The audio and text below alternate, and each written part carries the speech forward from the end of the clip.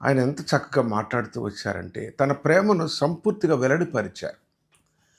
ఆయన అంతము వరకు ప్రేమించెను అని కూడా మనం వాక్యంలో చదువుతూ ఉంటాం. యోహాను సువార్త 15వ అధ్యాయం మనకు తెలిసిన భాగమే. ఆయన 2వ వచనంలో ఏమన్నారు? మొట్టమొదటి మాట మనం ధ్యానం చేద్దాము. మొదట నేను ద్రాక్షావల్లిని, తీగలు మీరు అన్నారు. 2లో అన్నారు, మీరు ఫలించేవారిగా ఉండాలి, ఫలించకపోతే తీసివేయబడతారు అన్నాడు.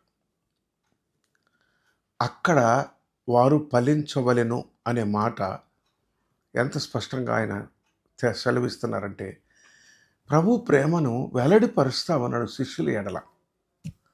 ఆశ్చర్యకరమైన మాట యోహాను సువార్త 15వ అధ్యాయము 3వ వచనంలో అంటారు, నవ్ యు ఆర్ క్లెన్స్డ్.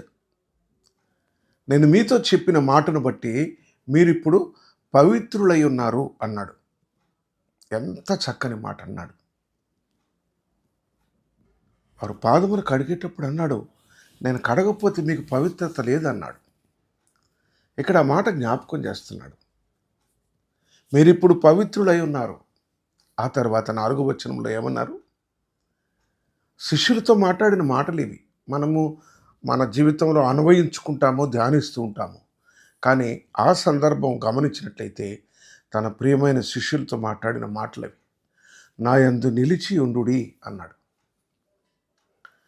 నా యందు నిలిచి ఉండుడి, మీ యందు నేనును నిలిచి ఉందును అని చెప్పి ద్రాక్షవల్లిలో తీగల ఉపమాన రీతిగా ఆ మాట వారితో చెప్తూ ఉన్నాడు.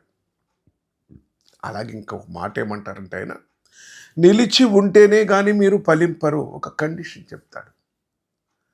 సో నిలిచి ఉండుట అనే తెలుగు మాటను గమనించినట్టయితే మనం ఎవర్ లాస్టింగ్ రిలేషన్ ప్రభు కోరుకుంటున్నాడు శిష్యులతో.